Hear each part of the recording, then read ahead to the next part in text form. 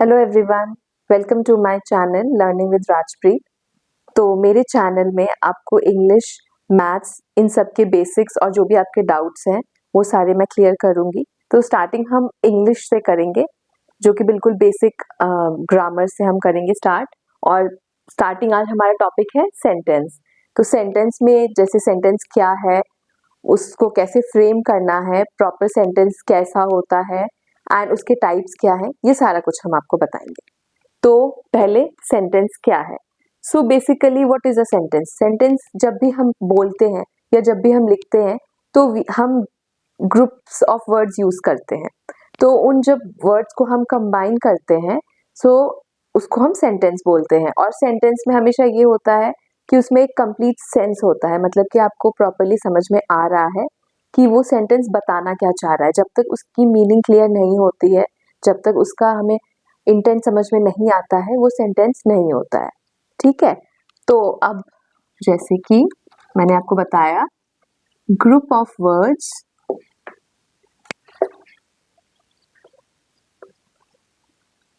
join together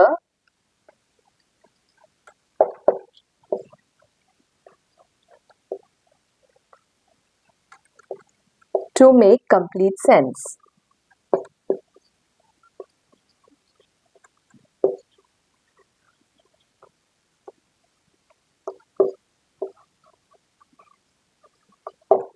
ठीक है, तो इसमें अब एग्जाम्पल देखते हैं। फॉर एग्जाम्पल,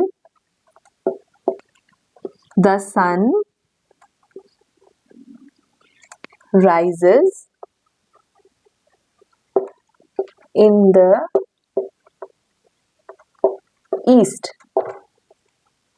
तो आप इस सेंटेंस को देखिए, यहाँ पे बताया जा रहा है sun rises in the east, जो सूरज है वो पूरब की ओर उगता है। तो इस पे जो स्पीकर बोल रहा है ये बिल्कुल क्लियरली हमें समझ में आ रहा है कि जो सूरज है, सूरज पूर्व की ओर उगता है।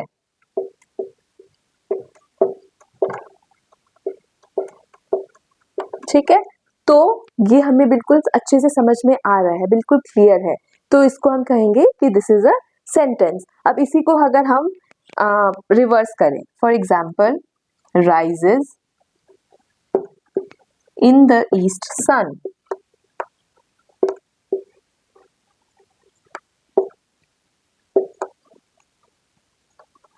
अब यहाँ पे आप देखिए, rises in the east sun, ये जरूर ग्रुप ऑफ वर्ड्स हैं, वर्ड्स को हमने एक साथ कंबाइन किया है, बट इसका कुछ क्लियर मीनिंग नहीं है।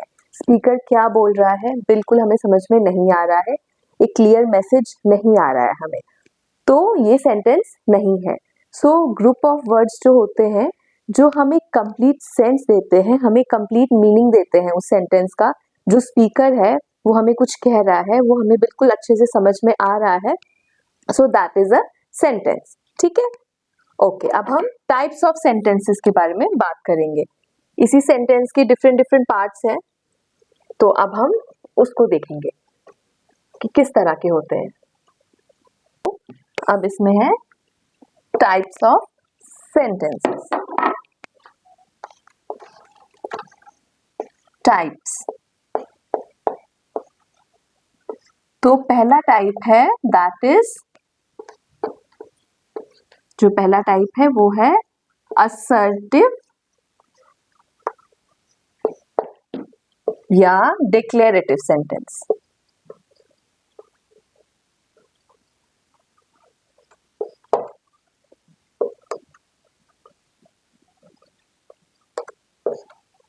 ठीक है, असर्टिव या डिक्लेरेटिव सेंटेंस। सो ये उस तरह के सेंटेंस है जिसपे जो स्पीकर होता है वो एक फैक्ट को डिक्लेयर करता है। ठीक है, डिक्लेयर्स अ फैक्ट, मतलब जो भी रियलिटी होती है, जो भी असलियत होती है, वो इस सेंटेंस, ये जो टाइप है इस पे हम बताते हैं। ठीक है, अब इस पे एग्जाम्पल देखते हैं हम। आई लव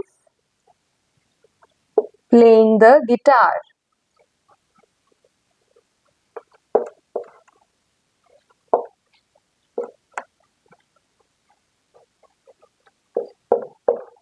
मुझे गिटार बजाना अच्छा लगता है।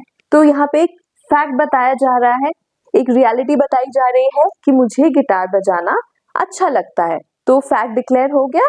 सो इस टाइप के सेंटेंस को हम कहते हैं असर्टिव या डिक्लेरेटिव सेंटेंस, जिस पे फैक्ट डिक्लेयर होता है। ठीक है, ये चीज आप याद रखिए। तो सेकंड पार्ट है, जो सेकंड टाइप है, ये तो पहला हो गया असर्टिव या डिक्लेरेटिव सेंटेंस। अब सेकंड पार्ट है इंट्रोगेटिव सेंटेंस।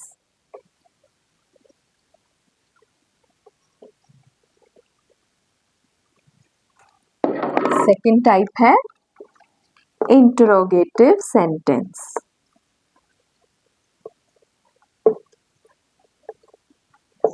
आप साथ साथ में पॉइंट्स को नोट भी कर सकते हैं, ताकि बाद में चल के जब आप रिवाइज करें या जब आप देखें तो आपके लिए इजी हो जाए।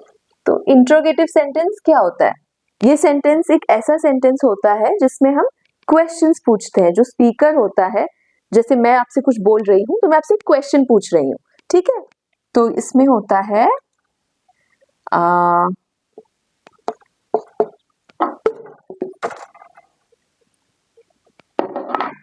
sentence that asks questions.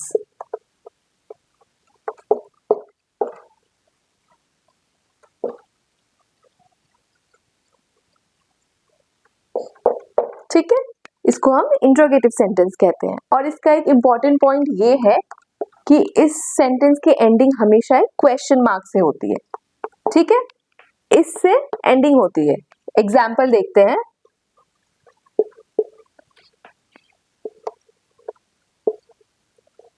What is your name?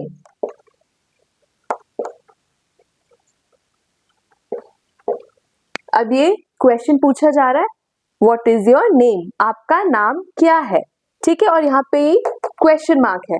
तो इस मार्क से और इस पैटर्न से हमें पता चलता है कि ये क्या है, इंटरोगेटिव सेंटेंस है। मतलब कि जिस सेंटेंस में क्वेश्चन पूछा जाए, आपका नाम क्या है, आप कहाँ से हो, where are you from, what is your name, आपका नाम क्या है, और जहाँ पे ये क्वेश्चन मार्क हो, इसको हम क्या कहते हैं, इंट्रोगेटिव सेंटेंस। ठीक है, अभी थर्ड पार्ट है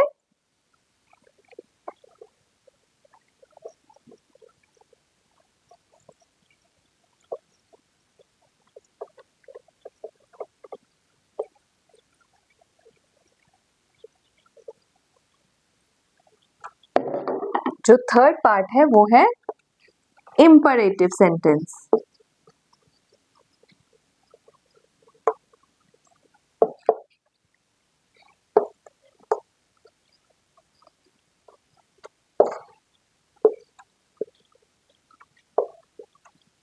अब इंपरेटिव सेंटेंस में क्या होता है, एक ऐसा सेंटेंस जिसमें या तो कोई कमांड होती है, कोई रिक्वेस्ट होती है, या कोई इंस्ट्रक्शन होता है। ठीक है, उसको हम इंपरेटिव सेंटेंस कहते हैं। अ सेंटेंस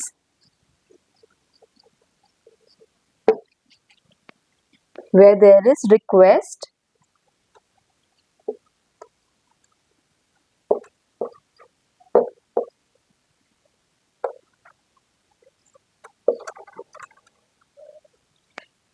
command और instruction.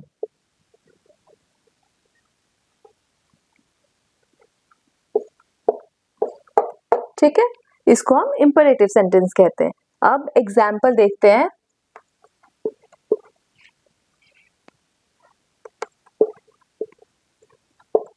Put it down, put it down, इसे नीचे रखो। ठीक है, तो यहाँ पे क्या हो रहा है, यहाँ पे कमांड दी जा रही है कि पुट इट डाउन। सो ये है इंपरेटिव सेंटेंस होता है। अब रिक्वेस्ट का एग्जाम्पल देखते हैं। हैव मर्सी अपॉन अस, हम पे रहम कीजिए। तो ये रिक्वेस्ट होती है, हैव मर्सी अपॉन अस। तो यहाँ पे रिक्वेस्ट दिखाई जा रही है। ठीक है, तो ये इम्परेटिव सेंटेंस होगा। तो हमेशा याद रखिए जो इम्परेटिव सेंटेंस है उसमें रिक्वेस्ट, कमांड या इंस्ट्रक्शन होती है। और ये दो एग्जाम्पल्स है, आप नोट कर सकते हैं। पुट इट डाउन, इसे नीचे रखे, इसे नीचे रखो। And second one is have mercy upon us, हम पे दया करो। ठीक है, अभी फोर्थ टाइप हम देखेंगे।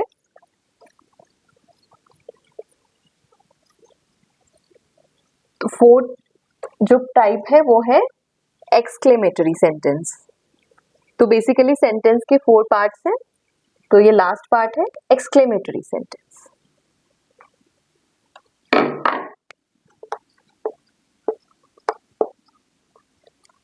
Exclamatory sentence.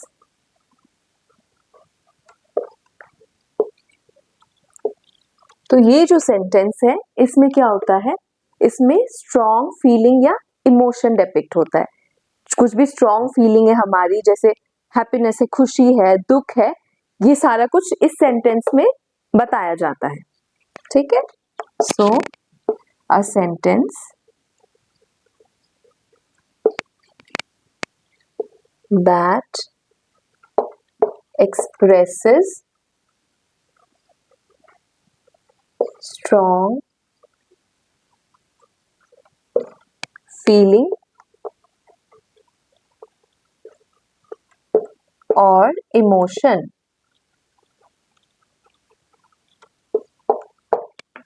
ठीक है, इसको एक्सक्लेमेटरी सेंटेंस कहते हैं। जैसे कि व्हाट अ शेम, मतलब कितनी शर्म की बात है। तो एक बहुत स्ट्रॉन्ग इमोशन दिखाया जा रहा है, व्हाट अ शेम, बहुत शर्म की बात है, तो that is called exclamatory sentence. इसमें हम एक और एग्जाम्पल देखेंगे। Hurray, we have won the match.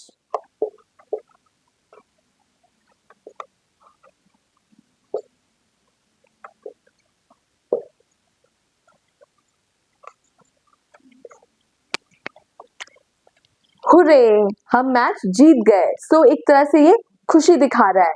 जब बहुत ज्यादा हैप्पीनेस है, बहुत ज्यादा जैसे शेमफुल है, व्हाट अ शेम, बहुत शर्म की बात है। या जब हम दुखी होते हैं कि जैसे किसी की डेथ हो जाए, अलास ही इज नो मोर, तो मतलब एक तरह से बहुत ज्यादा स्ट्रॉन्ग इमोशन दिखाई दे रही है, बहुत ज्यादा स्ट्रॉन्ग फीलिंग दिखाई दे रही है, तो इसको हम एक्सक्लेमेटरी सेंटेंस कहते हैं।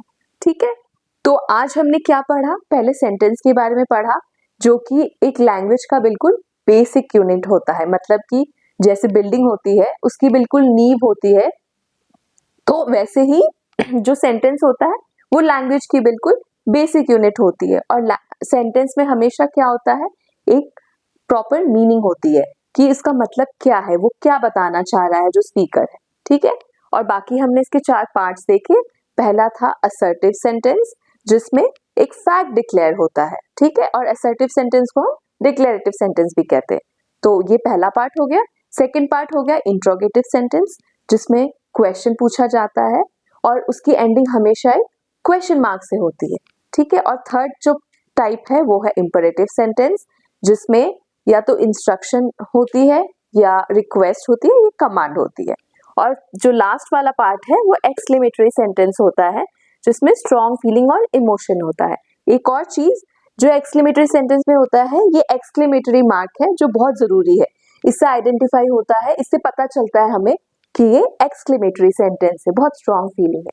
ठीक है, सो अगर आपको मेरा पसंद आया हो जो मैंने आपको पढ़ाया, तो मेरे चैनल को लाइक, शेयर और सब्सक्राइब जरूर कीजिए और कमेंट बॉक्स पे शेयर करिए कि क्या और चीजें हैं जो आप चाहते हैं इस चैनल में, तो आगे मैं आपको उसी पे और क्लासेस दूंगी। Thank you so much.